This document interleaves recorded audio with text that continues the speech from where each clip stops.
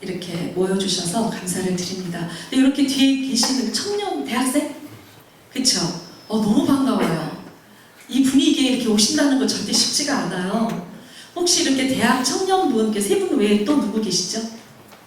저기 뒤에도 계시고, 여기도, 맞아요. 그래서 손 한번 들어보실게요. 네. 네, 와, 박수 한번 쳐주시겠습니다. 감사합니다. 네? 어디 가요? 누가? 기억나요. 맞아요. 목사님 말씀하셨는데. 네, 반갑습니다. 저희는 이제 오늘서부터 시작을 해서 내일 저녁에 또 한 강의, 주일날 2개의 설교, 2편의 설교 해서 이제 인투 집회가 시작이 되는데, 인투라고 하는 거는 INTO, 전치사 영어, 전 영어 실력이 없어서 더 잘하실 거예요. 인투. 그래서 어디에서 어디로 들어간다라는 뜻이에요. 어디에서 어디로 들어가는 걸까요? 내가 너 안으로 들어간다 뭐 이런 것도 되겠지만, 어둠에서 빛으로, 사단의 권세에서 하나님께로 들어간다라는 뜻입니다.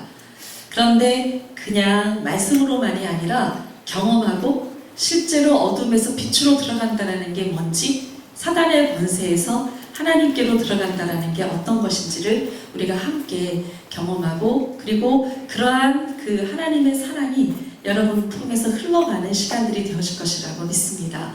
인투는 13년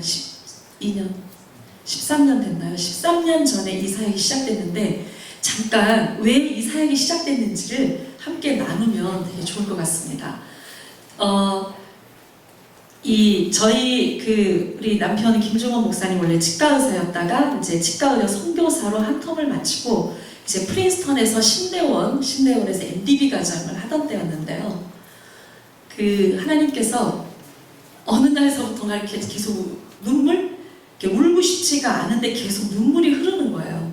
이상하다. 왜 계속, 그것도 시도 때도 없이 아무 때나 이렇게 눈물이 흐르고, 특히 청소년들이 지나간다거나 라디오 방송에서 제가 운전을 하고 다닐 때 청소해서 년까지도 청소 요 정도만 가도 벌써 이 통곡이 이 속에서부터 울음이 터져 나오는데, 이건 정말 이건 정상이 아닌 것 같았어요. 이건 내가 아니다, 이거는. 그래서 우리 안에 계시는 주님이 울고 계셨어요. 누구를 바라다 보면서요. 자기를 잃어버리고 인생의 목적을 잃어버린 마지막 때의 청소년과 다음 세대 아이들을 바라다 보면서 주님이 정말 통곡하고 계셨어요. 근데 몇 년 전에도 또 비슷한 경험이 있었는데, 주님이 오전 내내 그렇게 울면서 어디로 데려가셨냐면, 자기를 잃어버리고 미래를 잃어버린, 자상을 잃어버린 청소년 아이들 4명을 구경하는 것과 같은 느낌이 있었어요. 그런데 걔네들이 절규를 하더라고요. 머리는 노란 머리에 귀에는 구멍 다 뚫고 날라리인 것 같고 문제아인 것 같은데, 걔네들이 울부짖었어요. 내면에서 어떻게 울부짖었냐면, 나도 엄마 아빠를 기쁘게 하고 싶었어요. 나도 잘하고 싶다고요. 나도 정말 사랑받고 싶어요. 그런데 내 힘으로 할 수가 없어요. 이 아이들이 부모에게 사랑받고 싶고 인정받고 싶고 부모를 정말 기쁘게 하고 싶어서 너무 잘하고 싶은데, 이 잘하고 싶은 내 마음을 이해해주지 않는 거예요. 겉모습만 보고. 그래서 그 아이들이 그렇게 무너져 갔던 그 모습을 보면서 주님이 엄청 우셨거든요. 그런데 몇 년 후에 똑같이 프린스턴에서 그 눈물이 흐르기 시작을 했어요. 그때 주님이 얼마 후에 저희 부부에게 너무 분명하게 말씀하셨습니다. 이 아이들에게 가라고요. 그때 저희들의 반응은, 우리 진짜 바쁜데, 이 청소년 사역은 생각할 수 없었던 시절이에요. 왜냐하면 주일날에는 목사님은 초등부, 저는 유아부 전도사였고, 토요일에는 두란노서원 사역을 했었고, 주중에는 목사님은 신대원 공부, 저는 밤에 야간 공부, 낮에는 직장. 근데 애는 몇 명이게요? 좀 많아요. 애는 4명. 아들 3명에 저는 다산형이라 저는 계획적으로 낳았어요. 저는 아마 12명도 더 낳을 거예요. 그래서 제가 굉장히 이렇게 계획을 해갖고, 나는 여름에 아기는 낳기 싫어. 왜냐하면 땀띠 나니까. 나는 겨울에 몸조리를 좀 잘해야 되겠다 해서 다 다 계산해서 우리 큰아이는 1월에 낳게끔 둘째 아이들은 2월에 낳게끔 다 이렇게 이제 조율을 한다. 다 이렇게 낳았어요. 1월 17일, 2월 17일 이렇게 다 태어난 거예요. 우리 애들이. 되게 신기하죠. 전 다 그게 좀 조율이 가능하더라고요. 근데 이제 다시는 안 낳으려고 그랬어요. 충분해요. 그냥 딸 없어도 괜찮으니까. 너무 힘든 거예요. 애들을 남자애들만 2명 뭐 길러보셨죠. 그래서 목사님한테 이제 꼬매든지 자르든지 좀 어떻게 해보자고 저희 더 이상 얘기 안 낳고 싶다 그랬더니 목사님이 하나님이 주신 몸을 보존해야지 꼬매거나 아시죠? 이렇게 수술하는 거 애기 못 낳게 이럴 수는 없다는 거예요. 그래서 조심하래요. 애기 낳기 싫으면. 진짜 조심했는데 또 그냥 또 2년 만에 또 아들이 하나 생겼어요. 그래서 또 낳았어요. 이제 진짜 제가 노력을 했더니 이제 정말 이제는 막내 아들이 5살. 드디어 기저귀 가방 다 해방. 그래서 정말 저는 자유의 몸이 됐는데 우리 목사님이 치과 의사였다가 이제 그때 우리 목사님이 우리가 치과 병원을 비주로 시작했어요. 하다못해 체어나 무슨 신이 하나 가 비주로. 그런데 3년이 지나니까 얼마나 치과 병원이 잘 됐는지 빚다 갚았어요. 저는 돈을 제가 관리했어요. 요즘 제가 좀 가계부도 안 쓰는데 좀 어쨌든 제가 돈을 관리하다 보니 카운트가 되더라고요. 와, 이게 빚을 다 갚았네. 그러면 그 많은 환자들 이 돈이 전부 수입이잖아요. 제가 제일 신났는데 우리 목사님이 이제 하나님께서 드디어 선교사로 가라고 사인을 몇 개월 전서부터 보내셨다는 거예요. 그래서 난리가 났어요. 아니 왜 해필 지금 가야 되니? 빚 다 갚았는데.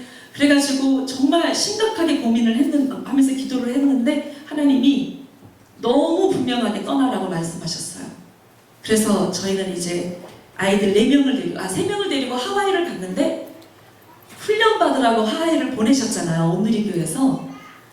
애가 3명도 많다고 좀 분위기가 좀 그랬어요. 그 당시 아세요? 둘만 낳아 잘 기르자 그 분위기.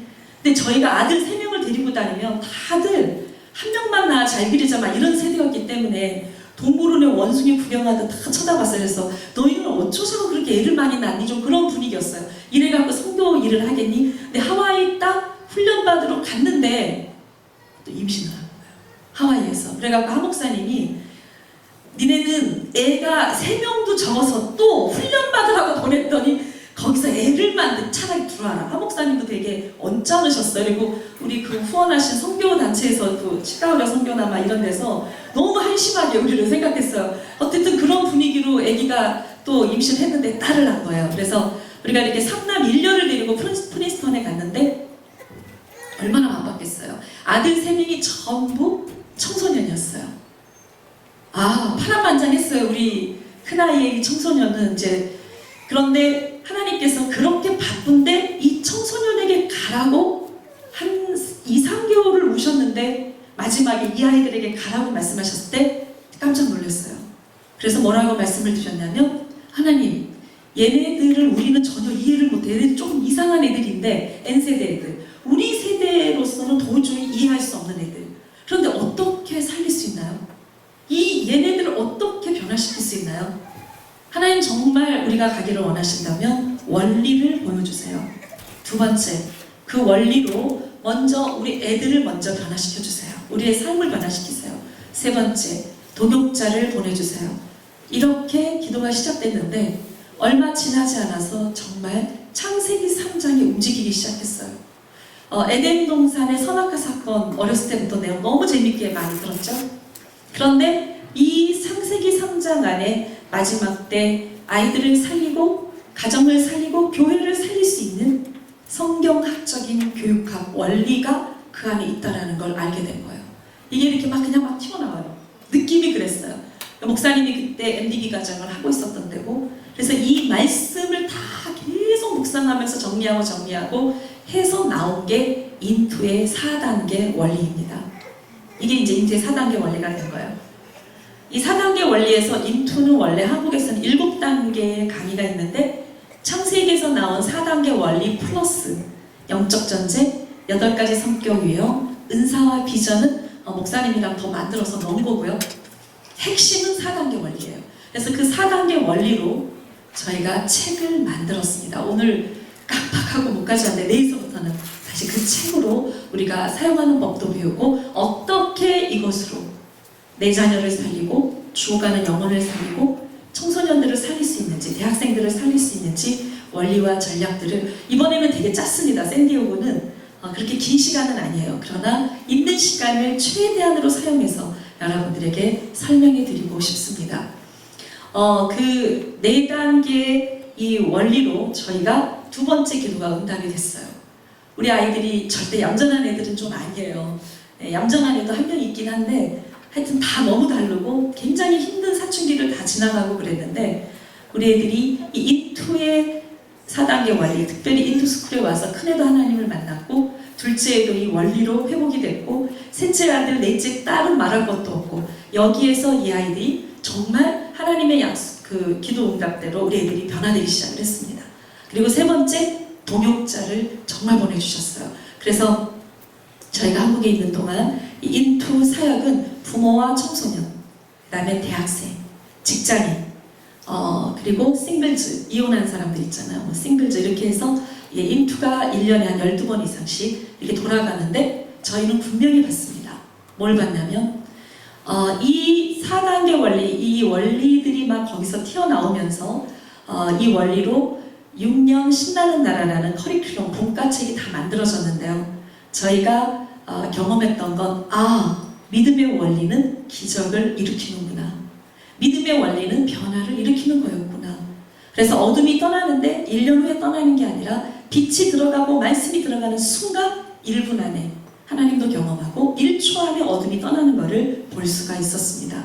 그래서 오늘 강의로 들어가기 전에 구호를 한번 외쳐보도록 하겠습니다. 믿으면 기적이 일어난다. 믿으면 변화가 일어난다. 믿으면 영향력이 흘러간다. 믿으면 1분 안에 하나님을 만날 수 있다.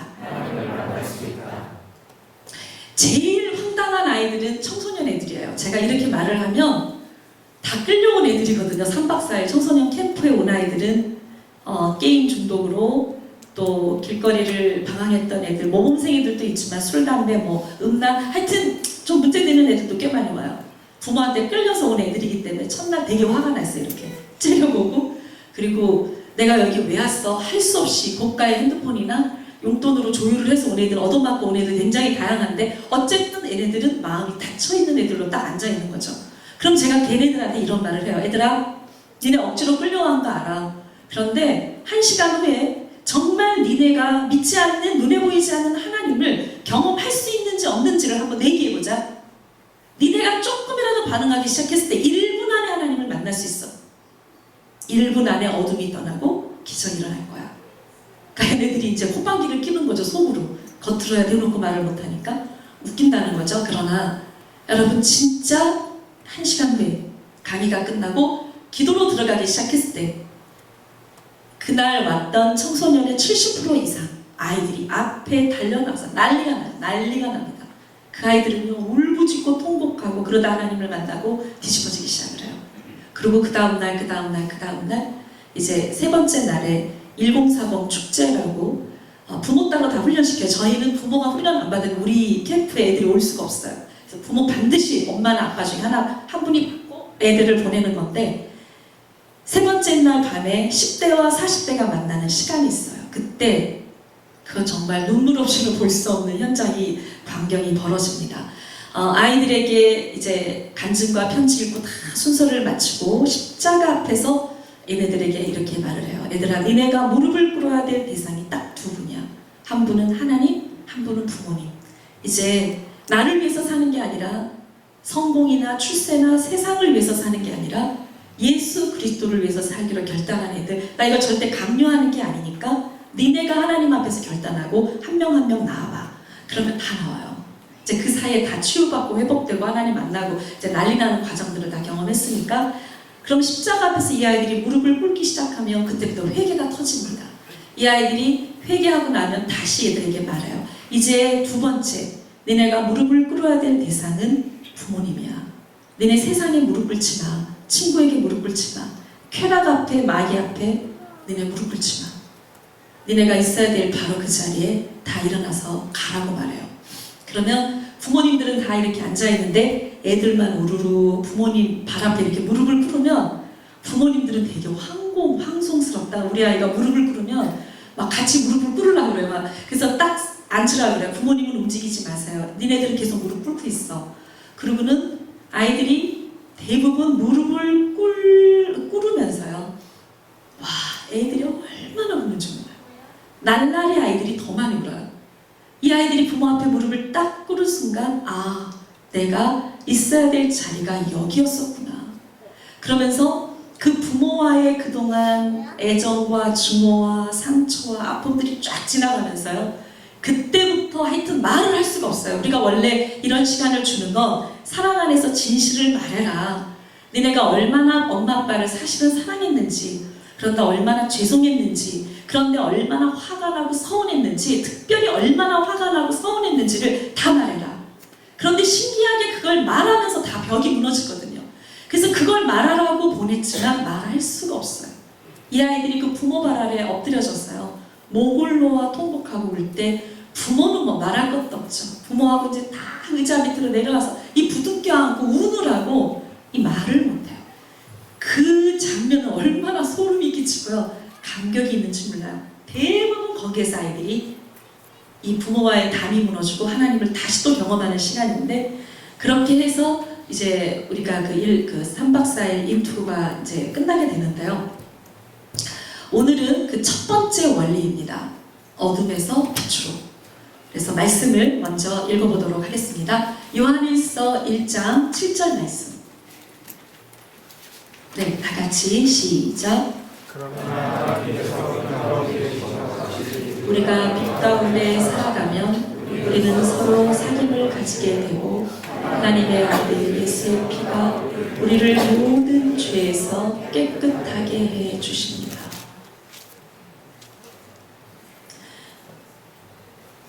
여기서 보면 하나님은 빛 가운데 계시고 우리가 빛 가운데서 살면 우리가 서로 사귐을 가지게 된다라고 했습니다.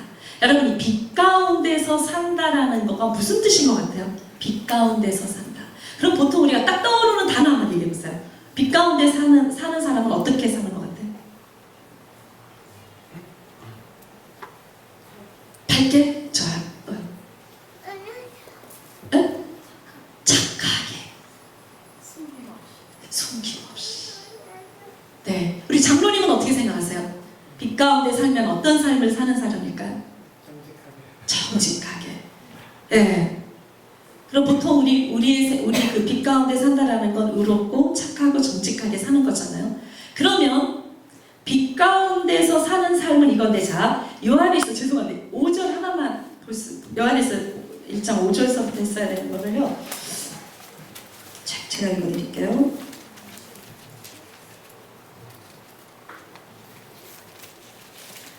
(1장 5절) 6절.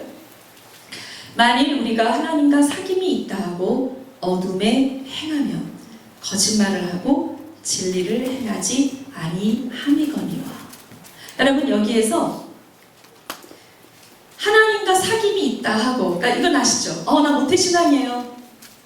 나는 교회 열심히 나가요. 나 제자훈련, 또 나는 정말 통독 몇 번씩 하고, 나는 정말 사역자로서도 너무 열심히 일했고, 은사와 막 능력도 나타나. 나는 이런 사람인데요. 우리가 이렇게 빛 가운데 있다라고 말하죠. 빛 가운데 사귐이 있다 하고, 그러나 하나님이 말씀하시는 건 어둠에 행할 수 있다는 거예요. 지금 내가 하나님과 사귐이 있다라고 말하지만, 만약에 우리가 지금 어둠 속에 있다면 첫 번째 나타나는 현상은 거짓말이에요. 자, 그러면 아까 우리 두 분이 말씀하신 것처럼 빛 가운데 사는 사람들은 그럼 어떤 삶을 산다? 거짓말의 반대. 뭐예요? 진실, 정직, 그죠? 그런데 우리가 이 거짓과 정직의 개념을 상당히 많이 잘못 알고 있는 게 많다라는 것입니다. 제가 한 예를 들어보겠습니다. 이 거짓말이 어떤 건지. 예전에 프란시스 챈 목사님이 서빙고에 오셔서 집회를 하셨는데, 부흥 집회 하셨는데, 제가 처음 오셨던 그 집회 때 굉장히 은혜를 많이 받았어요. 그분 목사님의 설교에 어떤 예화가 있었냐면, 미국에서 이제 지금 목회를 안 하시지만 아주 성공적인 목회를 하셨는데, 특별히 토요일인가 대학 청년들 집회가 있었어요. 그때 미식 축구 선수가 막 달려 나오더래요. 근데 그 미식 축구 선수는 어떤 사람이었냐면 정말 키도 크고 잘생겼지만 그야말로 축구 선수죠. 그런데 그 청년은 교회에서 칭송이 자자했어요. 아, 쟤는 참 믿음이 좋아. 아, 쟤는 정말 예배에도 한 번도 안 빠져. 쟤는 정말 착한 아이야. 믿음이 좋은 아이야. 이렇게 인정을 받는 청년이었어요. 근데 그 청년이 앞에 달려나와서 자기를 완전히 벌거벗기 시작을 했어요. 자기 힘이 아니죠. 성령님에 의해서 정말 그렇게 지금 되고 있는 거죠. 그런데 그 청년이 정말 통곡을 하고 울면서 나는 성숙하고 믿음이 좋은 그리스도인이 아니었습니다. 그러면서 자기가 어떤 사람이었는지를 이야기하기 시작하는데 나는 초등학교 때 이미 포르노를 보기 시작을 했다는 거예요. 그래서 초등학교 때 성중독이었습니다. 중학교 때는 여자친구를 사귀었는데 음란한 성관계를 했지만 주일날에는 항상 교회에 나와서 예배드리고 모든 봉사에 참여하고 손들고 찬양했습니다. 고등학교 때는 더 심각했어요. 고등학교 때는 이제는 동성으로 갔어요. 그래서 주위에 있는 어떤 친구들하고 또 그렇게 동성애 이런 관계를 하면서 더 심각했던 건 자기의 남자 동생까지 건드렸어요. 그래서 이 아이는 그렇게 성적으로 완전히 무너졌지만 그 청년의 고백은 나는 주일날이면 사람들 앞에서는 내가 상당히 괜찮은 그리스도인, 성숙하고 믿음이 좋고 착한 그리스도인으로 나는 위장하며 살았습니다. 그러면서 하여튼 그 최 목사님의 설교에 의하면 엄청 울고 자기를 완전히 폭로하면서 얼마나 그 두려움에 그 하나님의 거룩한 임재 가운데 자신의 죄를 폭로하며 두려움 가운데 막 그렇게 울었다는 거예요. 회개하면서. 그때 그날 그 예배가 정말 놀라운 기름 부심이 있었고 그때 수많은 청년들이 또 하나님 앞에 벌거벗기 시작을 했습니다. 이 청년의 이야기를 듣고 내가 얼마나 위장하며 가면을 쓰고 내가 그 그리스도인인 것처럼 살았지만 내면에 정말 분노와 원망과 여러분 속에 음란함과 내 속에 하나님 앞에 어두움들을 다 토해내기 시작을 합니다. 난리가 났답니다. 그리고 나서 마지막에 그 청년들이 다 달려나와서 이 미식축구 선수들을 1명, 2명, 3명 막 다 끌어안고 목을 놓아 울며 서로를 용서하고 축복하는 그런 시간들이 있었다고 했습니다. 여러분 바로 이것이 거짓말입니다. 이런 게 거짓말입니다. 나는 겉으로는 너무 착해요. 겉으로는 정말 항상 따뜻하게 웃어요. 겉으로는 그 크리스찬입니다. 그러나 보이지 않는 내 내면 속에 우울함이 있어요. 분노가 있어요. 원망이 있어요. 나 하나님도 솔직히 믿지 못해요. 내 안에 은밀한 죄가 있어요. 부끄러운 죄도 있어요. 이거는 싹 하나님 앞에서도 사람들 앞에서도 감추고 그리고 겉으로만 좋은 모습을 보이려 하는 것 이것이 바로 어둠이고 여러분 이게 바로 하나님이 말씀하시는 거짓말이라고 하는 것입니다. 여기서 그러면서 우리 하나님이 오늘 이 빛 가운데 내가 빛 가운데 있는 것처럼 너희도 빛 가운데 행하면 뭐가 생긴다고요? 펠로우십, 사귐이 있겠다라고 약속해 주셨습니다. 여러분 오늘 이 빛 가운데 거한다라는 것을 뚫어내야 되겠죠. 도대체 이게 무슨 뜻인가? 이거 알면 오늘 우리는 하나님을 만나게 되고 그리고 또 2가지 축복, 2번째 축복 우리의 모든 죄를 하나님이 다 용서해 주신대요. 아멘? 여러분 과거에 어떤 죄도 여러분 5분 전까지 지었던 내 어떤 죄도 빛 가운데 거하면 하나님이 완전 씻어주신다는데 이거 굉장한 거 아닙니까? 그죠? 하나님 뜨겁게 경험하고 나의 모든 죄를 사함받을 수 있는 조건은 내가 빛 가운데 있는 것처럼 너희도 빛 가운데 거하라는 것입니다. 이게 오늘의 굉장히 중요한 팁인데 여러분 제가 이거를 풀어내기 전에 먼저 같이 나누고 싶은 것이 있는데요. 그거는 철학입니다. 목사님과 이 사역을 하면서 창세기 3장을 통해서 또 신약과 구약이 연결되며 교육학적이고 어떠한 상담학적이고 심리학적인 성경적 원리들이 발견되면서 저희들이 뼈저리게 느꼈던 건 기독교 교육에 혁명이 일어나야 된다고 생각을 하게 되었습니다.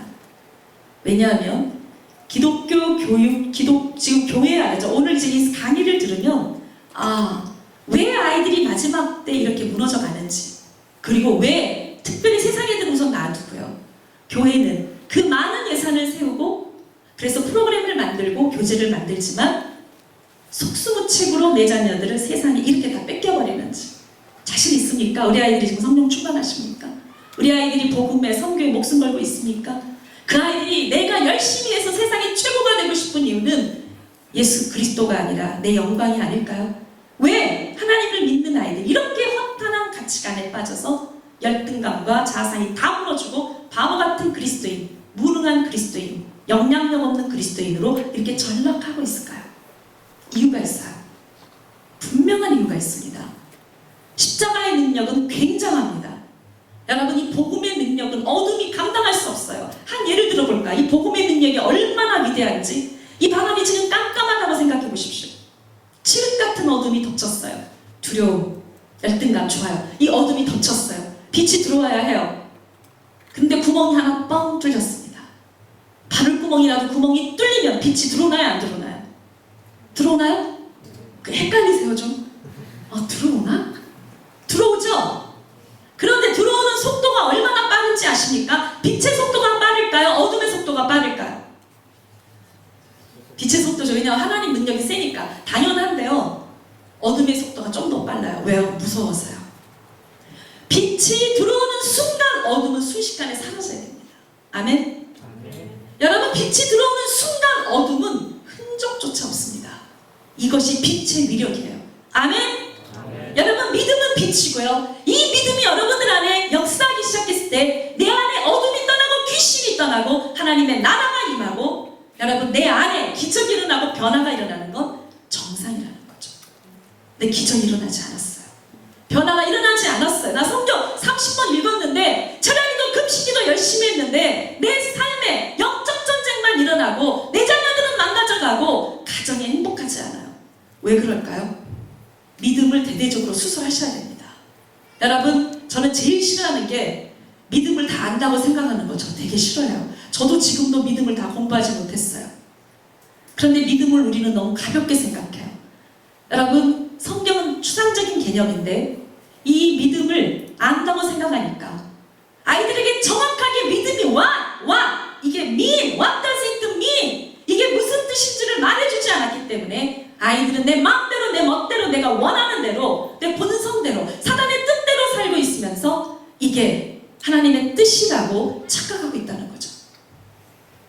여러분, 믿음의 빛이 믿음이 내 안에 들어오는 순간 어둠이 떠나는 것이 정상이라면, 그렇다면 먼저 우리가 확인하고 지나가야 될 게 있는데 철학입니다. 하나님의 철학, 사단의 철학을 먼저 아셔야 돼요. 그래야만 양육의 원리도 풀리고 나 가치관도 풀리고 내가 어떻게 살아야 하는지 내 삶을 어떻게 플랜하고 그리고 내가 주님 오시는 그날까지 어떻게 살아야 하는지가 정리가 되기 시작할 겁니다. 고린도후서 5장 7절의 말씀을 다 같이 읽어보도록 하겠습니다. 다 같이 시작.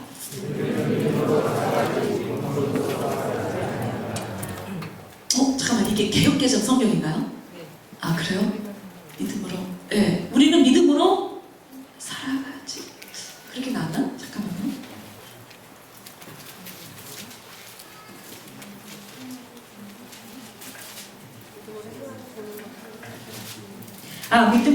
저는 이게 개역개정인가 아무튼 제가 한번 읽어볼게요. 이것도 맞고요. 살아간다라는 의미도 좋고, 이는 우리가 믿음으로 행하고 보는 것을 행하지 아니함이로라. 우리는 믿음으로 살아가지 보는 것으로 살아가지 아니합니다. 이 의미가 뭘까요? 결국은 여기서 굉장히 중요한 단어 두 개가 나오는데 믿음이라는 단어, 보는 것이라는 단어입니다. 사단의 철학이 있어요. 사단이 가장 중요하게 여기는 가치가 있습니다. 그거는 뭐냐면 따라해보세요. 믿음일까요? 보는 것일까요? 보는 것. 여러분, 믿음은 그러면 보이는 것을 믿어요? 보이지 않는 것을 믿어요? 보이지 않는 하나님을 믿음으로, 여러분, 이 믿음의 모든 가치관은 다 보이지가 않아요. 양육의 원리서부터 하나님의 양육의 원리는 보이지 않는 것을 바라보고 믿기 시작하는 게 진짜 여러분 양육의 원리입니다. 자, 한번 따라해 보겠습니다. 하나님이 가장 중요하게 여기시는 것은 보이지 않는 것이다. 사단이 가장 중요하게 여기는 것은 보는 것이다. 이거를 잊어버리지 않으셔야 인투의 원리가 여기서부터 다 출발을 하기 때문에요. 여러분, 한 예를 들어 정말 뭐든지 다 그렇습니다. 다. 여러분, 우리는 크리스천이면서도 내 자녀의 미래가 100% 진짜 예수님이라고 믿으십니까? 우리 아이가 오수를 했는데도요, 우리 아이가 좋은 데도 못 들어 고등학교만 졸업하고, 우리 아이가 소아마비고, 여러분 우리 아이가 지금 무너졌고, 여러 가지 상황 속에서 이 아이의 미래는 100% 예수님만으로도 충분하십니까? enough? 진짜 그러십니까? 우리 그렇게 생각 안 합니다. 왜 그렇게 생각 안 하는 증거가 뭐냐면, 여러분 진짜 예수 그리스도가 우리 가정의 미래요, 우리 아이들의 미래라고 생각한다면 오늘 우리 아이가 성공해도 기쁜데 실패해도 괜찮아요. 왜요? 실패를 통해서 하나님이 더 크게 우리 아이를 회복시키시니까요. 여러분, 돈이 있어도 좋은데 없어도 괜찮은 거예요. 정말 예수 그리스도가 내 인생의 미래의 축복이면, 우리 가정에 여러분 행복의 원천이라면 우리 아이 하버드 안 들어가도 서울대 안 들어가도 괜찮습니다. 그게 그렇게 중요한 이슈가 아니에요. 중요한 건 뭐냐면, 여러분 예수 그리스도가 내 인생의 여러분 전부라면 우리는 실패를 두려워하지 않고 도전할 수가 있어요. 굉장한 자신감이 생깁니다. 그래서 부모가 계시든 안 계시든, 우리 엄마 아빠가 이혼을 했든 안 했든, 내 남자친구로부터 내가 버림을 받았든 안 받았든 상관없이 어떤 형편에든지 우리는 자족할 수가 있는 것입니다. 아멘? 아멘? 여러분, 그래서요, 예수 그리스도 정말 하나님이 내 자녀의 미래의 축복이라고 생각한다면, 저희는 친정과 시댁이 있는데, 우리 친정 부모님도 아침 저녁으로 예배를 드리셨고요, 우리 시댁의 할아버지 할머니, 우리 어머님도 지금도 예배를 드리시거든요. 근데 제가 보기에 자녀의 축복이, 저는 이 양가집을 보면서요, 부모님의 믿음이 자녀들에게 어떤 축복을 주는가를 고스란히 볼 수가 있었어요. 그거밖에는 한 게 없어요. 우리 친정 부모님도 가정예배 아침 저녁으로 1시간씩 지긋지긋하죠. 그리고 기도 하루에 우리 아버지 한 4-5시간씩, 우리 엄마 전도자셨고, 또 우리 시댁의 할아버지 할머니, 특별히 우리 어머니, 사람이 가장 일어나기 힘든 새벽 1-2시에 일어나셔서 얼마나 기도를 열심히 하시죠. 평생 기도만 하셨어요. 우리 어머니는 사람 의지하지 않아요. 하나님만 의지합니다. 그래서 우리 식구 중에서 우리 어머니가 집이 제일 많으세요. 집 2채도 갖고 계시고, 제가 우리 어머니의 삶을 보면 와, 정말 하나님은 놀라우신 분이다. 그런데요, 제가 자랑할 만한 거 있어요.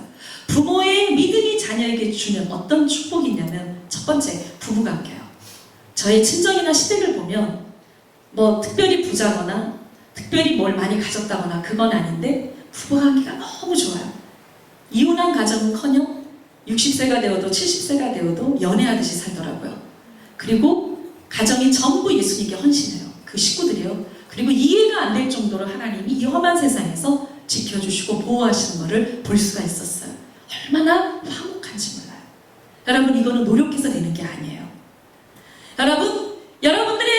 여러분들이 지금 내 자녀의 미래가 진짜 하나님 손에 100% 달려있다면, 오늘 우리는 학원 선생님의 눈치를 볼까요? 대학교 사장관의 눈치를 볼까요? 아니면 나에게 월급을 주는 직장 사장의 눈치를 볼까요? 하나님의 눈치를 볼까요? 이 월급 봉투를 주시는 분이 결국 하나님에게 달렸다라고 생각한다면, 우리는 하나님의 눈치를 보게 될 겁니다. 하나님한테 잘 보여야 될 겁니다. 여러분, 이게 하나님을 경외하는 굉장히 중요한 자세라고 하는 것이죠. 자, 그러면 이 시간에 조금 시간이 바빠도 하나 경험하고 지나갈 게 있어요. 우리는 보는 것과 보이지 않는 것과의 끊임없는 싸움인데요, 기도 중에라도, 우리는 예배 중에라도 얼마나 우리는 속고 있는지 몰라요. 왜 기도가 막히는지 아십니까? 골로새서 3장 1절에서 2절에 보면, 하나님은 땅을 생각하지 말라, 땅을 쳐다보지 말아라, 위의 것을 찾으라고 말씀하셨어요. 우리는 기도를 할 때라도 위에 계신, 바로 위에는 누가 계시냐면 하나님 보좌 우편에 예수님이 계시는데, 그분을 쳐다보지 않고 문제를 보고 상황을 보고 환경을 보고 사람들의 눈치를 보고, 여러분 가정의 문제에 내가 이렇게 묶여버리면, 여러분 기도 중에라도 하나님의 음성이 안 들리고 사단의 음성이 들려요. 참 신기해요. 1분 안에 들리기 시작합니다. 음성을 들린다는 건 다 생각으로 떠오르는 거죠. 야, 너는 실패자야. 니네 가정은 회복되지 않아. 니네 자녀는 절대로 회복되지 않아. 허락되지 않아. 너는 망할 거야. 네 기도는 안 들어주실 거야. 여러분, 이러한 모든 부정적이고 악한 사단의 생각이 막 들어오니까 마음이 싸늘해지고 절망이 되고 두려움으로 가득 차서 기도는 하되 여러분 능력이 없다고 하는 것입니다. 하나님을 느낄 수가 없어요. 그냥 꽉 닫혀지는 것입니다. 그런데 똑같은 상황에서 위를 쳐다보세요. 그분하고 눈을 한번 마주쳐보세요. 초등학교 1학년, 2학년 아이들한테 이 원리를 딱 알려주고 기도시키잖아요. 그렇게 떠들던 애들의 눈에서 눈물이 뚝뚝 떨어집니다. 왜냐고요? 띠리리리리. 한 번만 해보죠. 우리 서빙고에서 맨날 애들하고 했던 건데 띠리리리리리. 한번 해보세요. 한번 해보세요. 시작. 띠리리리리. 이게 무슨 뜻이냐면 여러분, 하늘에서 비가 내리나요? 안 내리나요? 하늘에서 햇빛이 비치나요? 안 비치나요? 이 축복이라고 하는 건요, 갑자기 하나님이 내가 기도를 많이 하니까 특별히 이쁘게 봐주셔서 축복을 해주는 게 아니라, 그럼 축복을 안 해주실 때도 있는 게 아니라 하나님의 축복은 24시간 내려오고 있다는 거예요. 그래서 의인에게나 악인에게나 햇빛은 내려오고 비는 내려온다는 거죠. 믿습니까? 지금 여러분들 머리 위로 비가 내려오고 있어요. 근데 문제는 뚜껑이에요. 이 뚜껑이 딱 닫혀 있으니까 비가 한 방울도 이 안에 안 들어간다는 거죠. 여러분, 하늘에서 계속 내려오고 있다는 거죠. 내가 그분을 딱 쳐다보는 순간 하나님의 음성이 들려요. 하나님의 생각이 들어오기 시작해요.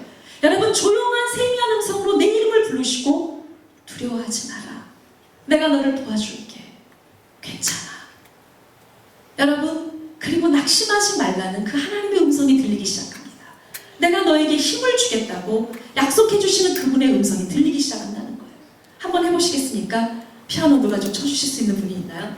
이 시간에 저희 눈을 한번 감아보십시오. 우리는 하나님을 바라다 본다고 생각하지만 제가 경험했거든요. 절대 쉽지가 않습니다.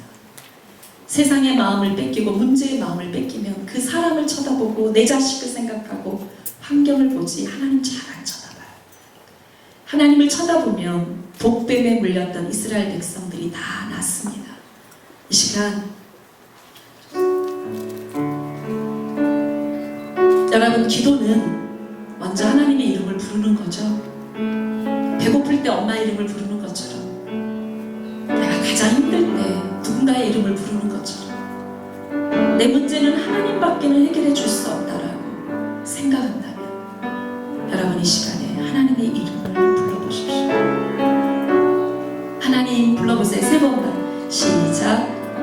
하나님, 하나님, 하나님. 그렇게 불러서 되겠습니까? 지금 내가 다 죽게 생겼는데 그렇게 나이스하게 불러주세요. 있는 대로 소리 지르셔야 됩니다. 죽기 아니면 살기를 하나님 찾으셔야 돼요. 한 번만 더 불러보겠습니다. 하나님! 하나님! 아버지!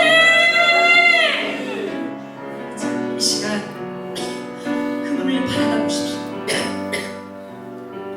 하나님 보좌 우편에 예수님이 앉아 계시는데 보고 계세요. 항상 나만 그분을 쳐다보고 눈을 마주치면 우리는 눈을 마주칠 수가 있어요. 계속 쳐다보세요.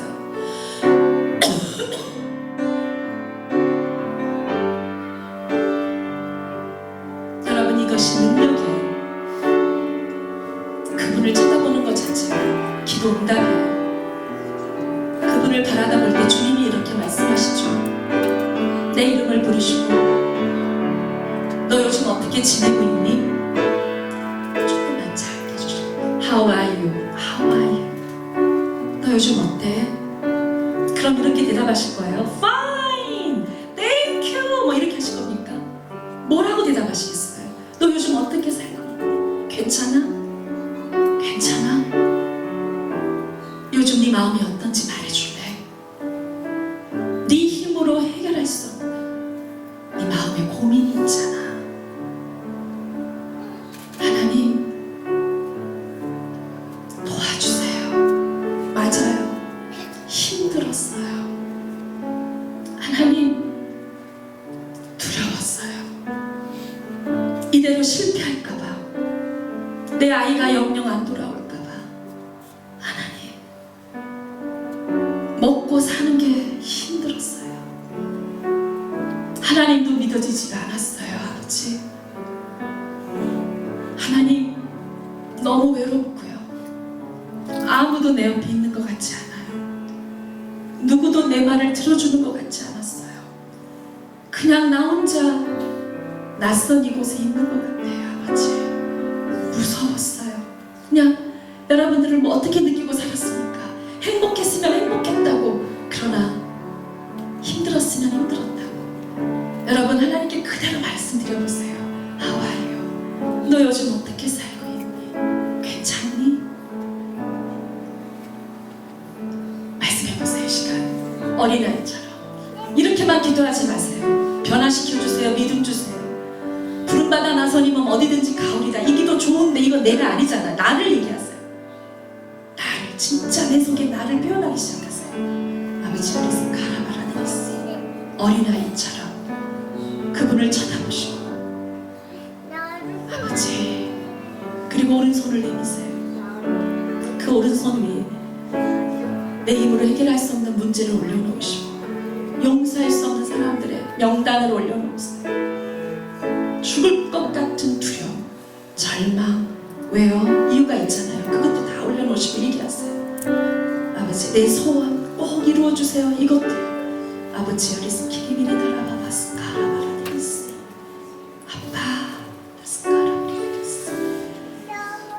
정말 오랫동안 하나님이 느껴지지 않았어요. 정말 오랫동안 하나님이 느껴지지 않아서 무서웠어요.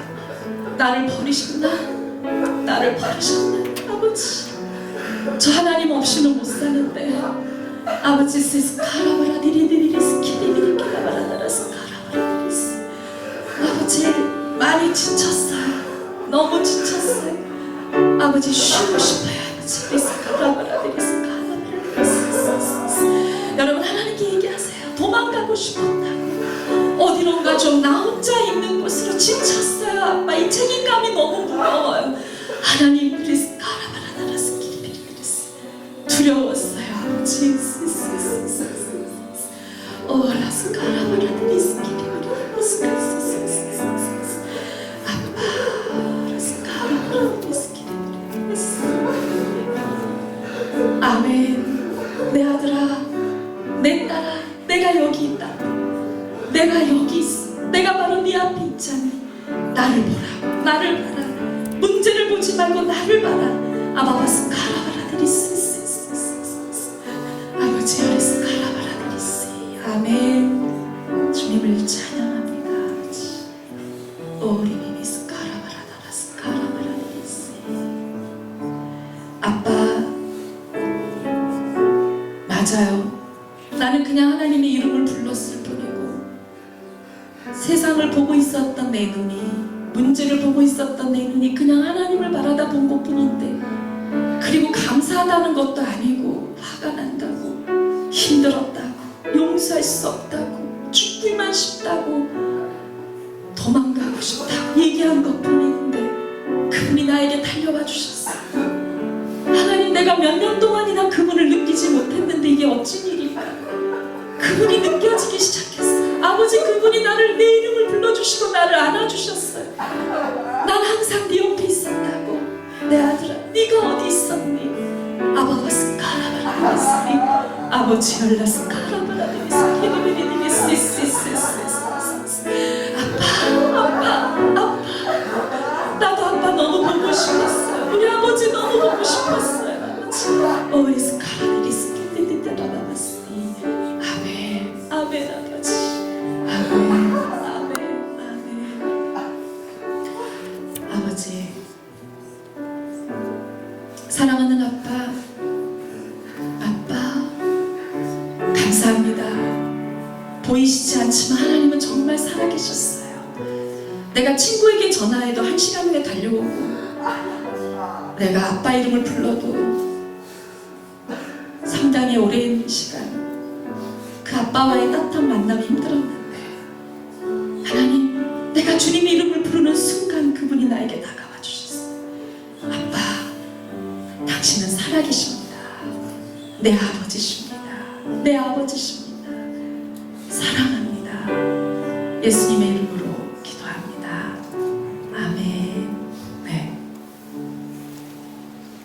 제가 여러분 이게 보이는 것과 보이지 않는 싸움인 것입니다. 우리가 신앙이 있지만 이거 하나만으로도 여러분 굉장한 차이가 있어요.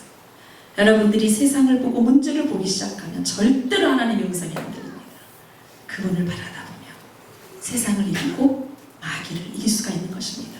띠리리리리 계속 하늘에서 비가 내리죠. 뚜껑을 여는 거예요. 그분을 쳐다보는 것. 그래서 여러분 하나님은 보이지 않지만 그분을 바라다 볼 때 내가 세상을 이기는 힘이 거기서 나온다는 것입니다. 아멘. 아멘. 그래서 저는 그 월급 봉투 얘기를 자주 하는 편인데요. 지금 비즈니스를 하든 회사를 나가든 나에게 돈을 주는 사람이 있다면 그 돈을 그 사람이 준다고 생각하면 나는 그 사람의 종이 됩니다. 100% 교회 나와도 소용없어요. 이 돈을 주는 사람이 그 사람이라면 나는 그 사람의 종이 되는 거예요. 나는 그 사람을 위해서 헌신해야 돼요. 돈을 준 것만큼 봉사해야 됩니다. 맞죠? 성경의 개념은요, 나에게 월급을 주시고 돈을 주시는 분이 누구세요? 하나님이세요. 그렇기 때문에 굉장히 당당하지만 정말 최선을 다하게 됩니다. 사장이 보든 안 보든 없는 데서 더 열심히 할 거고 요셉처럼 정직할 거고 성실할 겁니다.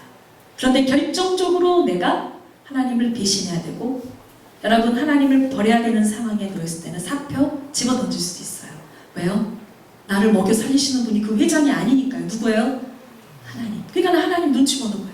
나 하나님한테 여러분 하나님한테 진짜 그 하나님을 배신해야 되는 상황이 오면 하나님 선택하는 거죠. 이게 진짜 믿음인 거예요. 믿습니까? 아멘. 자 그러면 오늘 저희가 이제 그 창세기 2장 25절 그러면 진정한 펠로우십 두 가지가 있어요. 우리는 하나님과 우리가 먼저 이 펠로우십 사귐이 있어야 되고요. 하나님을 만나고 나면 그 다음에 교회 공동체 안에 사귐이 있어야 됩니다. 가정 안에 부모와 자녀 간에 진정한 사귐이 있어야 돼요.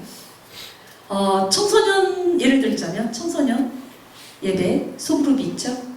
교사와 아이들이 진짜 사귐, 펠로우십이 있다면 아이들은요 교사가 팥으로 메주를 썼다 해도 다 믿어요. 이게 영향력입니다. 한 번만 따라해 보시겠습니까? 양육은 신뢰관계다. 양육은 감동이다. 또 하나가 있어요. 가르치는 게 중요할까요? 듣게 하는 게 중요할까요? 네? 네? 진짜요? 가르치는 것보다 듣게 하는 게 중요합니까? 그런데 우리 아이가 지금 안 듣고 있어요, 내 말을. 내가 그렇게 좋은 말을 많이 하는데 귀를 막고 안 들어요. 그러면 우리 어떻게 해야 되죠? 가르치는 것보다 더 중요한 건 듣게 하는 거니까 멈춰야 되겠죠. 우리 잘 안 멈춰요. 우리 안에는 어떤 착각이 있냐면 내가 말로 우리 아이를 변화시킬 수 있다는 믿음이 있기 때문에. 그죠? 절대 안 변합니다. 애들은 언제 변하는가? 부모를 신뢰하고 부모에게 감동을 받고 그래서 여러분 그 부모 말이 들리기 시작했을 때 그들은 변하기 시작합니다. 믿음은 들으면서 나거든요. 큰일 나요. 하나님 말씀을 이 아이들이 듣지 않고 부모 말을 듣지 않았을 때 100% 우리는 아이들을 세상에 다 뺏긴 겁니다. 100% 사단에게 뺏겼어요. 이들이 하나님 말씀 안 듣고 부모 말을 안 들었다면 심각한 거예요. 여러분 그 아이들은 여기가요 세상으로 가득 차 있을 것입니다. 그러면 이 문제를 어떻게 해결해야 될 것인가? 간단해요. 부모의 말을 듣게 해야 됩니다. 이게 영향력이죠. 영향력이란 일부 말 한마디로 그 아이를 움직일 수 있는 힘이에요. 여러 말 했다고 듣는 게 아니에요. 딱 한마디 눈만 쳐다봐도 이 아이가 들을 준비가 되었는가? 이게 굉장한 영향력입니다. 그러면 부모는 어떻게 이런 영향력이 흘러갈 수 있을 것인가? 비단 부모뿐만이 아니에요. 학교 캠퍼스 안에서도. 대학생 친구들끼리 영향력이 있는 애들은 달라요. 그 아이의 말 한마디로 여러분 다 움직이니까요. 그러면 힘이 센 아이들이 영향력이 있나요? 말빨이 센 애들, 유머 감각이 뛰어난 애들, 공부 잘하는 애들이 진짜 영향력이 있을까요? 물론 있습니다. 그러나 더 여러분 어두움을 물리치게 하는 엄청난 영향력이 있는데 그거는 믿음에서 나옵니다. 그래서 오늘 우리가 이 영향력에 대해서 이제 좀 얘기하지만 결정적인 영향력은 이 두려움을 깨는 건데요. 이제 그 주일날 또 설교를 통해서도 이제 그 원리에 대해서도 설명을 하게 될 겁니다. 자 그러면 하나님이 정말 기뻐하시는 가정이 있는데 하나님이 최고의 가정이야 이렇게 인정받는 그 가정은 어떤 가정이냐면 창세기 2장 25절의 가정입니다. 창세기 2장 25절 우리 한번 다 같이 읽어보도록 하겠습니다. 성경책 가져오셨나요? 다 같이 시작. 남자와 그 아내가 둘 다 벌거벗고 있었으나 부끄러워하지 않았다. 네.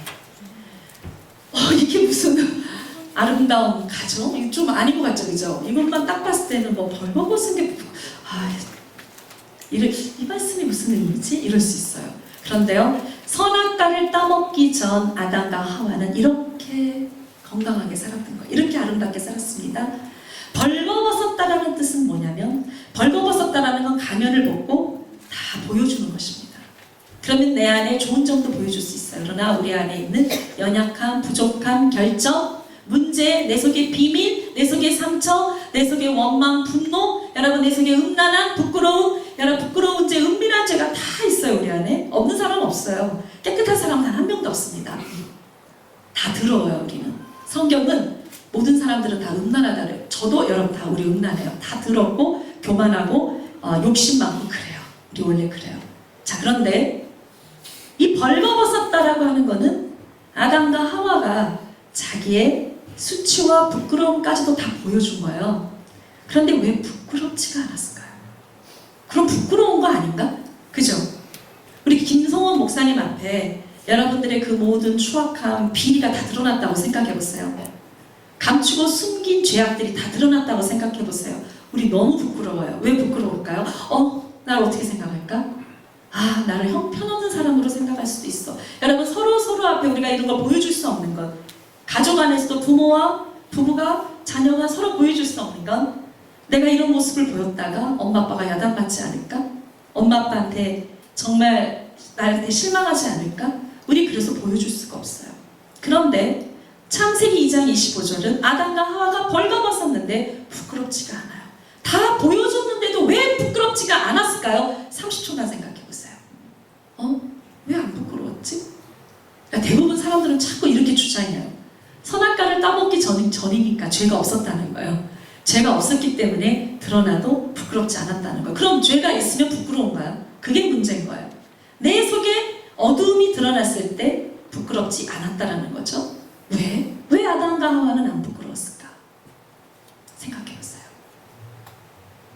그런데요, 선과 악을 알게 하는 선악과를 딱 따먹고 창세기 3장 7절에 보면 아담과 하와는 벌거벗은 것이 부끄러워지기 시작했어요. 여러분, 부끄럽다라는 건 이미 상처받은 거예요. 상대방으로부터 치명적인 상처를 받고 부끄러워서 나뭇잎을 따다가 부끄러운 데를 다 감추고 숨겼어요. 여러분, 이것이 죄의 시작입니다. 선악과를 따먹고 이렇게 되기 시작했어요. 창세기 3장 10절에 보면 벌거벗은 것이 두려워서 도망가 버렸어요. 자, 이거를 잘 풀어야 됩니다. 왜 벌거벗었는데 부끄럽지 않았을까요? 어떻게 생각하세요?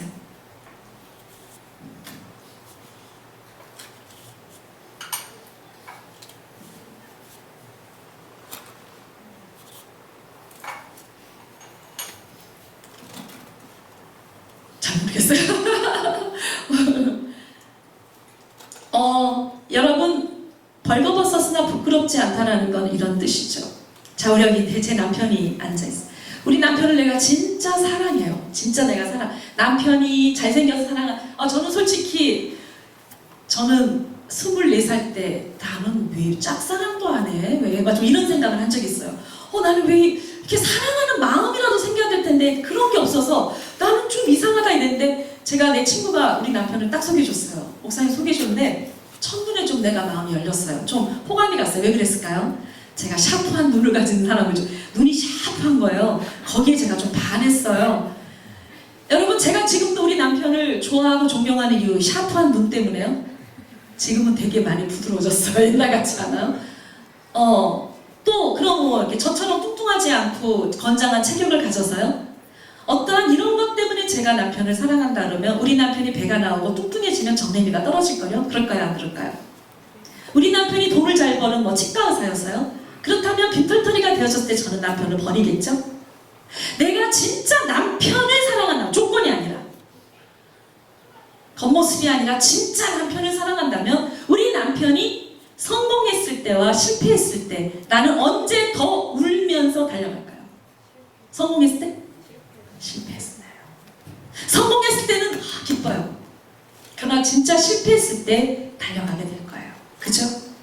여러분, 우리 남편이 건강한 때와 병들었을 때, 언제요? 병들었을 때 진짜 남편을 사랑한다면 달려가게 될 겁니다. 우리 남편이 남들에게 인정받았을 때보다는 버림받았을 때, 여러분 혼자 남았을 때, 벼랑 끝에 서 있었을 때 더 달려가서 옆에 있어주고 싶어 할 겁니다. 조건이 아니라 그 사람을 내가 사랑했다면. 맞습니까? 선악과를 따먹기 전 하나님과 아담과 하와는 그렇게 서로 사랑했어요. 그 사랑이 소중했던 거예요. 그런데요, 여러분, 이것이 바로 하나님이 가장 기뻐하는 가정이라는 거예요. 여러분들의 남편과 아내는, 내 남편이 가장 힘들고 억울하고 화가 날 때 술을 찾지 않고 세상 친구 안 찾고 아내에게 제일 먼저 달려갑니까? 그렇다면 그 아내는 성공했습니다. 여러분들의 아내는 시어머니와 대판 싸우고 교회 김치사님이랑 대판 싸우고 나서 남편에게 달려가 다 얘기하고 그 품에 안겨서 울게 됩니까? 그러면 정말 훌륭한 남편이에요.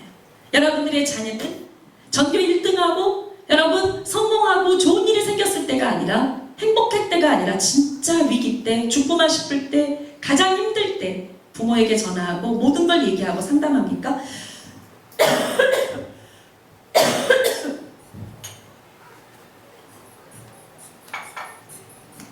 그러면 그 부모 성공한 부모입니다.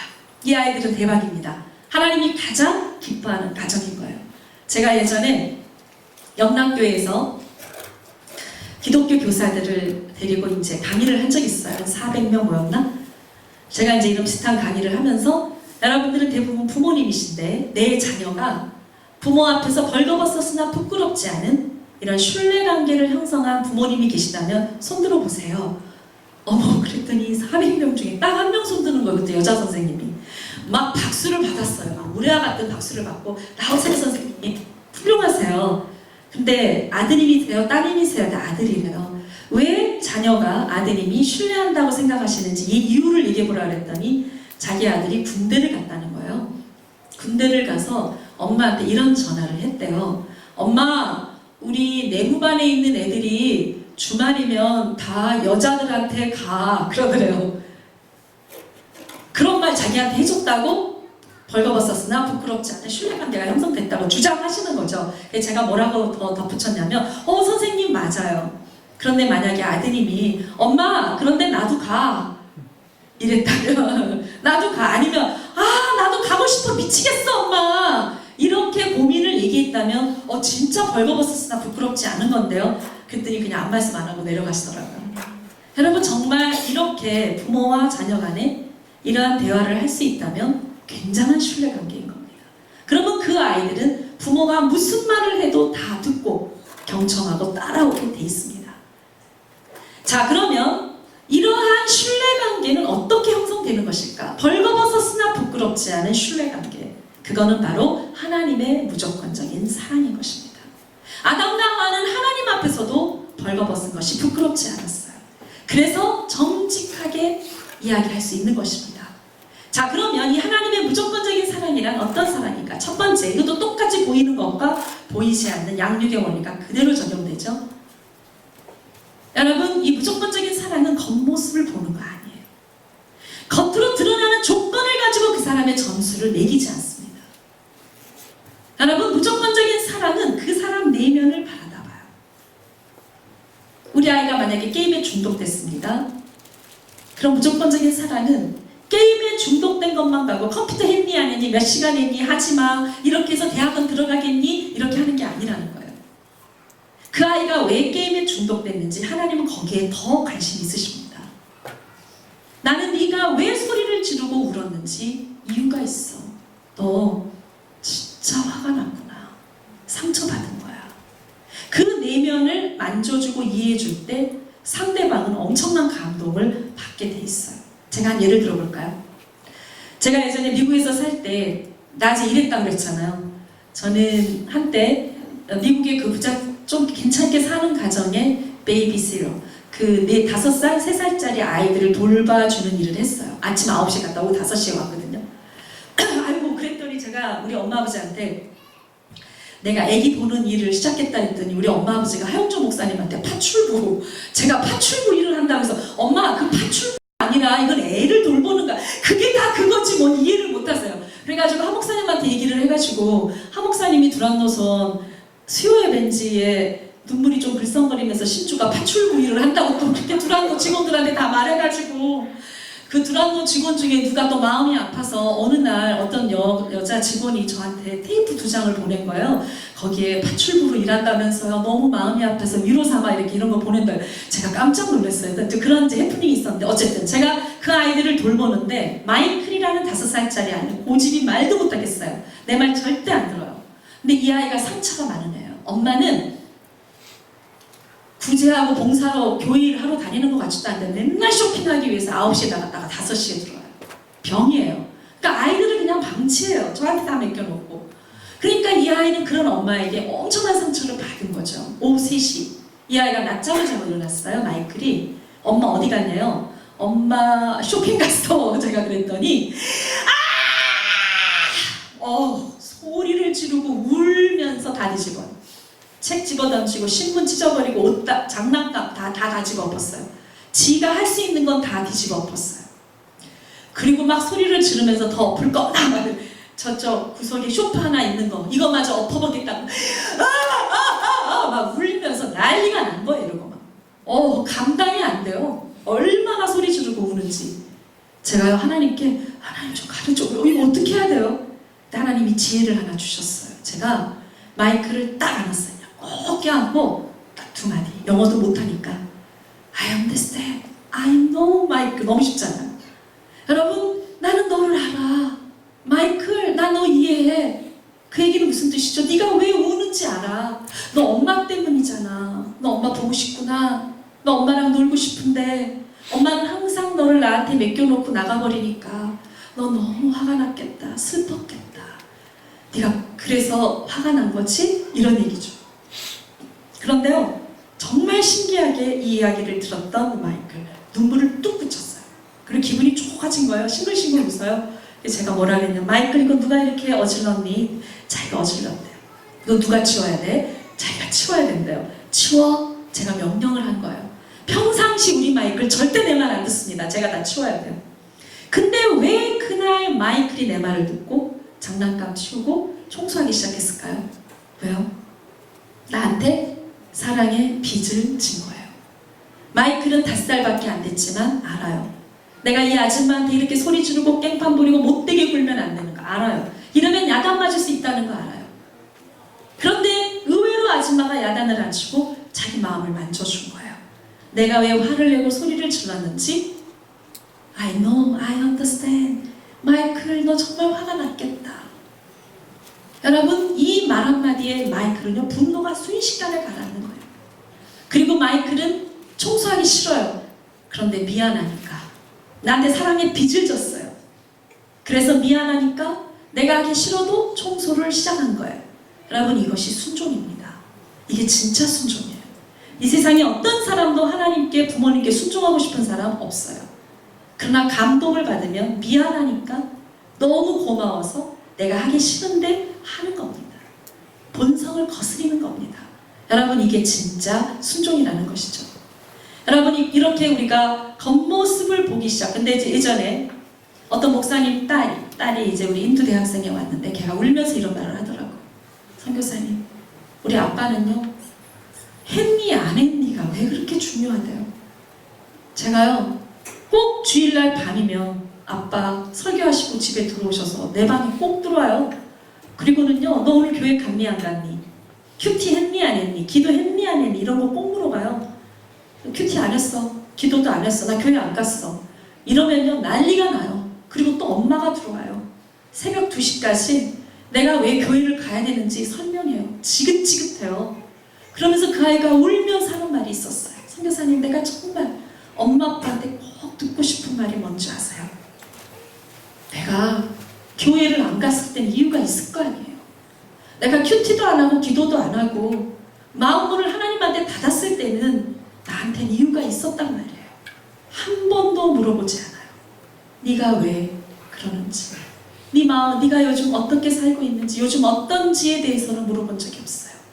저는 그 얘기를 듣고 싶어요. 너 요즘 어떻게 살고? 괜찮아?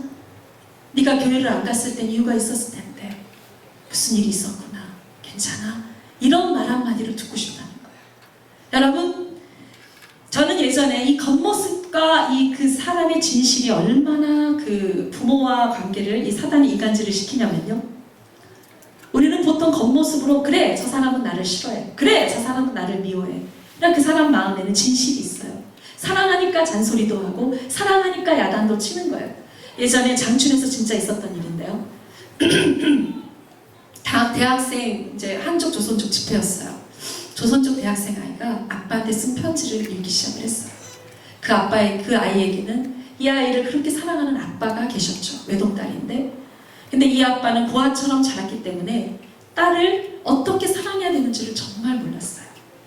사랑한다고 말해준 적도 없고, 놀아준 적도 없고, 안아준 적도 없고, 말을 걸어본 적도 없고, 이 아빠는 일하고 집에 들어오면 아무 말도 안 하고 신문 보고 텔레비전 보다가 주무세요.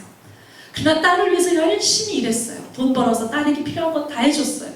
이 딸은 어떻게 생각했냐면, 아빠를 좋아하는데 아빠가 나한테 말도 안 하니까, 사랑한다고 말도 안 해주고 안아주지도 않고 놀아주지도 않으니까, 그래 아빠는 나를 싫어해, 나를 미워해, 그래 나도 아빠 미워, 싫어, 이러고는 마음을 꽉 닫아버린 거예요. 그리고는 대학교 때 기사 생활이 시작되면서 집에 발을 끊어버렸어요.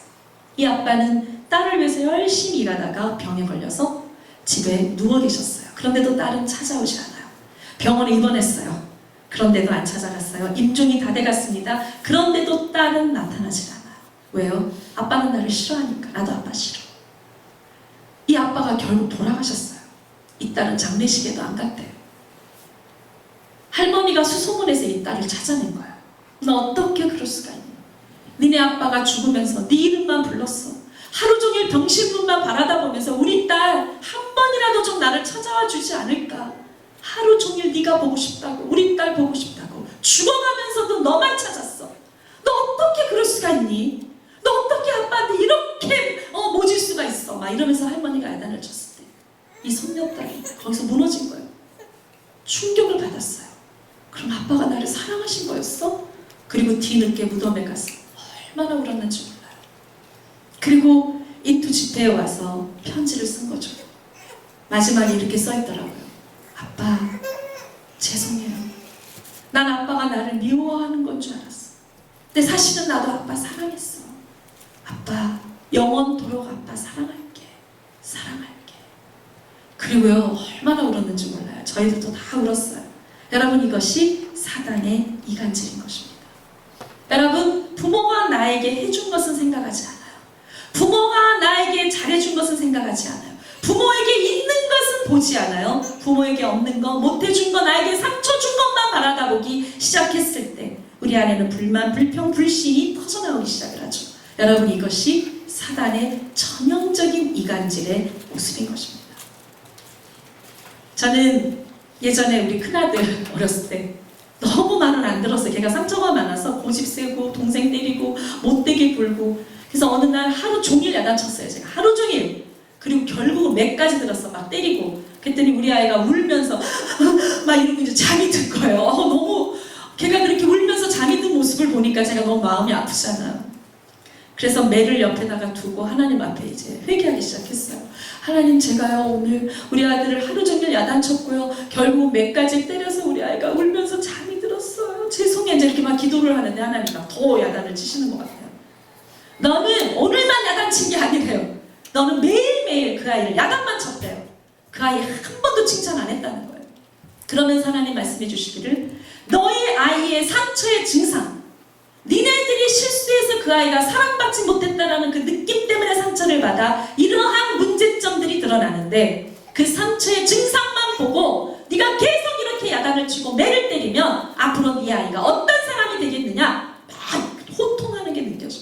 그러니까 제 입에서 페인이요 막 그래서 페인 될 것만 같아 우리 아이가. 그러면서 하나님이 가르쳐 주셨어요. 얼음, 겨울의 얼음, 눈. 여러분, 그런 빚어졌어요. 다 녹아요. 맞습니까? 다 녹습니다. 주님이 말씀하십니다.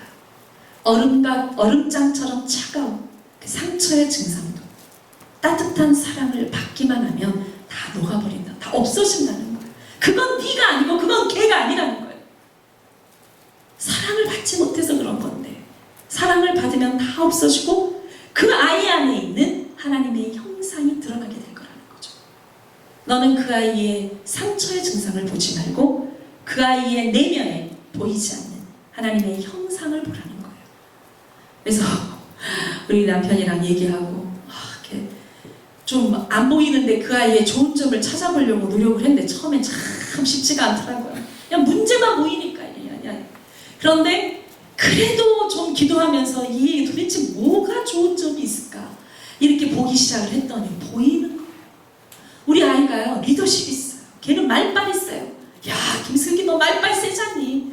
네가 하나님만 만나면 세상 다 뒤집어 엎겠다. 김슬기 너 겉으로만 센 척해. 너 사실은 열이잖아. 너 정이 많어. 너 나중에 수많은 아이들을 상담하게 될 거야. 너 상담의 능력 있어. 너는 음악적인 감성이 뛰어나. 너는 센스가 있어. 우리 아이는 진짜 센스가 있거든요. 이 옷을 한번 사더라도 인터넷에서 아주 좋은 옷을 싸게 사는 법을 알아요.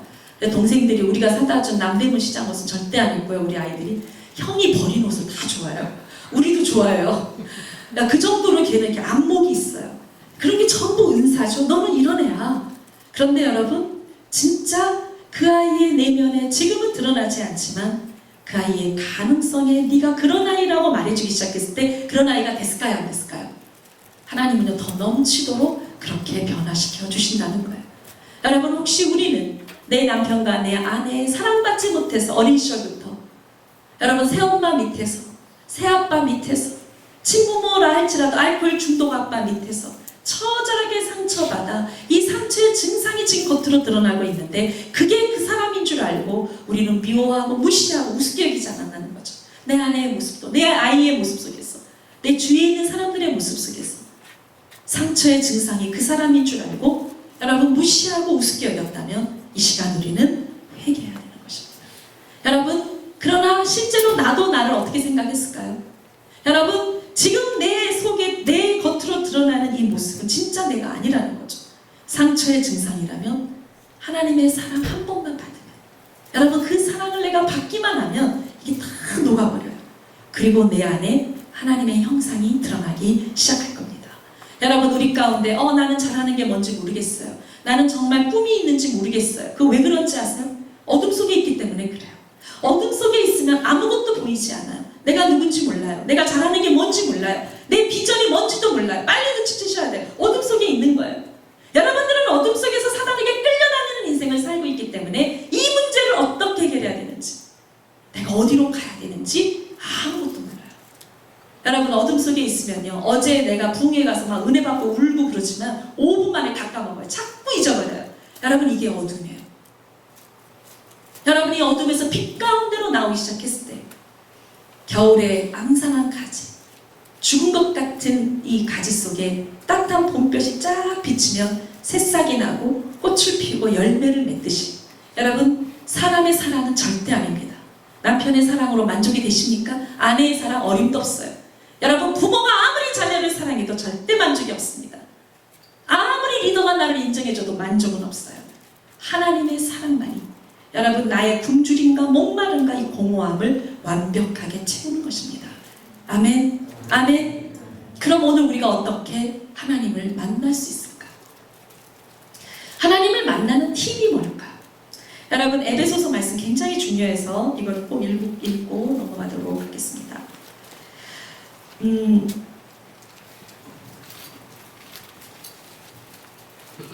에베소서 5장 10절, 11절, 12절, 13절의 말씀입니다.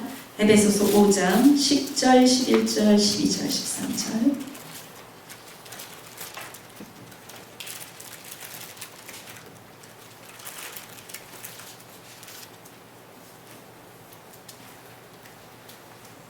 다 같이 시작.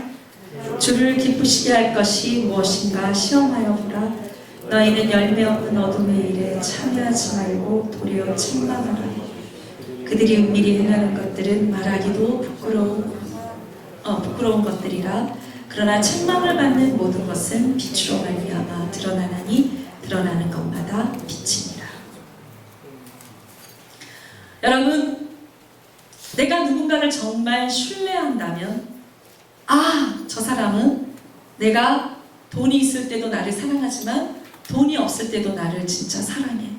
저 사람은 내가 날씬할 때도 사랑하지만 뚱뚱할 때도. 그동안 우리 아빠한테 인정 한번 받고 싶었어. 진짜 공부 열심히 하고 최선을 다했지만 아버지는 전교 1등하는 형만 인정해 준 거죠. 둘째 동생 어떤 성적표를 갖고 와도 만족할 수가 없어요. 한 번도 칭찬해 주지 않았어요. 그리고요, 이 청년이요, 우리 아버지는 그래서 나를 버렸어요. 나 우리 아버지 용서 못해요. 죽여버리고 싶어요. 이러고 막 통곡하고 난리가 났습니다. 어둠 속에 구멍이 뻥 뚫리는 순간이에요. 여러분, 그때 빛이 들어왔어요. 주님이 들어오십니다. 주님이 안 들어오고 싶은 게 아니라요, 이렇게 뚜껑이 닫혀 있어서 못 들어오시는 거예요. 비가 내리는데 주님이 안 들어오시고 싶은 게 아니라 구멍이 안 뚫려서 빛이 못 들어오는 거예요. 정직한 기도가 어둠 속에 구멍을 뚫어내는 기도인 것입니다. 아멘. 그 청년이 그렇게 기도했던 순간 주님이 날려오신 거예요. 함께 울어주시고 머리를 쓰다듬어 주시고 눈에 눈물을 닦아주시는 우리 주님. 이 청년은 깜짝 놀랐대요. 자기 아버지 죽여버리고 싶다라고 했을 때 이거 야단 맞는 거 아니야? 나 이러다가 지옥 가는 거 아닐까? 나 이런 기도를 해도 되나? 그런데 그냥 막 쏟아져 나오는 거죠. 아버지 모든 비리 하나님께 다 일러바치고. 여러분, 그런데 놀라운 변화는 내가 아버지를 죽여버리고 싶을 정도로 용서할 수 없었던 진짜 나의 실체가 드러났을 때 하나님이 오셨는데, 야! 이놈의 자식아, 너 아빠를 죽여버리고 싶어? 큰일 나겠네 얘. 너 당장 회개해. 이렇게 하신 게 아니라, 알아, 네가 얼마나 아빠 좋아했는지, 네가 사랑하고 좋아했던 것만큼 아빠한테 실망한 거잖아. 사랑도 못 받고 네가 얼마나 슬펐겠니? 네가 얼마나 화가 났겠니? 나는 너 이해해. 그 하나님이 나를 그렇게 안아주시면서 이렇게 해주시니까 이 청년이요, 이 하나님 사랑 한 번 딱 받고 아버지를 용서할 수 없었던 그 마음에 진정한 용서가 생긴 거예요. 용서할게요. 하나님 시킨 게 아니에요. 그 사랑을 받았을 뿐인데 용서하고 싶으신 거예요. 하산하고 내려갔어요. 아버지한테 무릎을 딱 꿇었대요. 그리고 다 얘기했대요. 내가 얼마나 아버지 좋아하고 존경했는지 아시냐고. 그런데 아버지한테 난 정말 너무 화가 났다고. 어떻게 그러실 수가 있었냐고 다 얘기하고, 그날 밤이 아버지와 아들이 부둥켜 안고 엉엉 울고 별이 다 무너지고 너무너무 좋은 아버지와 아들로 그날 해보게 된 겁니다. 아멘. 여러분, 이게 어둠에서 빛을 해요. 어둠 속에 있는 게 빛이 딱 들어오면 다 드러나는 것처럼 하나님 앞에 드러내는 것이 빛인 것입니다. 아까 에베소서 말씀 그대로 은밀한 죄, 더러운 죄, 흉악한 죄, 말하기조차 부끄러운 그 죄를 expose them, 이것들을 폭로하고 드러내는 것이 바로 빛이라는 거예요. 아멘. 아멘. 하나님, 내가 사기꾼이에요. 맞아요 하나님. 화가 났어요. 그게 나니까. 그걸 표현하는 순간 이 어둠이 빛이 되는 것입니다. 여러분, 이 시간에 한번 눈을 감아보십시오.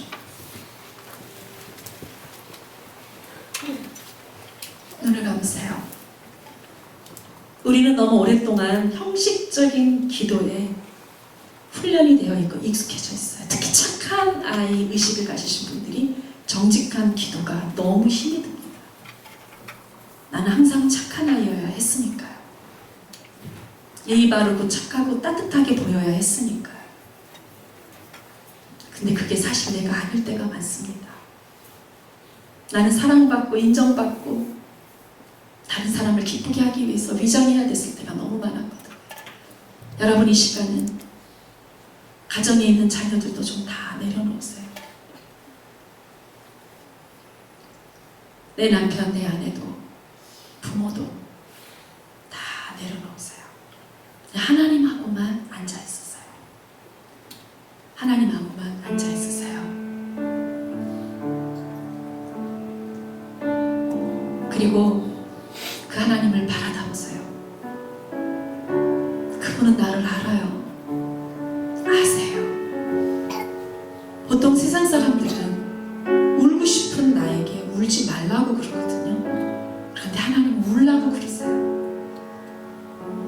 내 마음이 진짜 힘들어서 소리도 지르고 화도 내고 삐뚤어진 건데 누구도 네가 힘들었구나라는 말을 잘 안 해주거든요. 그런데 하나님은 내 마음을 보고 계시니까 네가 힘들었구나 이렇게 말씀해 주신단 말이에요.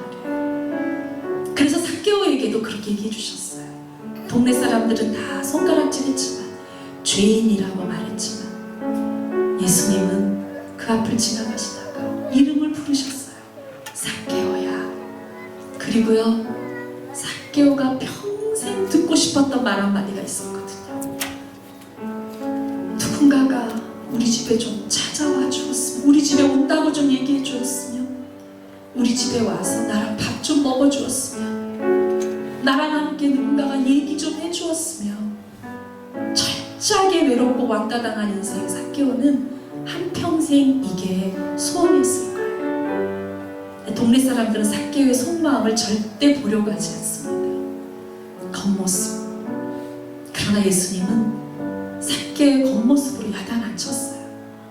삭개오야, 삭개오가 듣고 싶었던 말 한마디를 해주는 거예요. 내가 오늘 니네 집에 갈게. 내가 니네 집에 갈게. 이리 내려와. 삭개오는요, 예수님의 그 말씀 한마디에 인생이 그냥 그 자리에서 뒤집어집니다. 너무 큰 감동이었어요. 한평생 내가 부자가 되고 싶었던 이유가 이거였거든요. 누군가가 우리 집에 좀 와주었으면, 내 친구가 되어주었으면. 여러분, 이 시간 그분이 여러분들에게 다가가실 것입니다. 어둠 속의 구멍을 뚫어내십시오. 가면 벗으세요. 인간적인 내 모습을 보이세요. 하나님 앞에 진짜 나, 진짜 나예요. 진짜 나. 그게 바로 하나님을 오늘 뜨겁게 경험하는 유일한 길인 것입니다. 이 시간 그렇게 가면을 벗고 하나님 앞에 벌거벗고 나가겠다고 결단하셨다면 그 자리에서 한번 일어나 보시겠어요?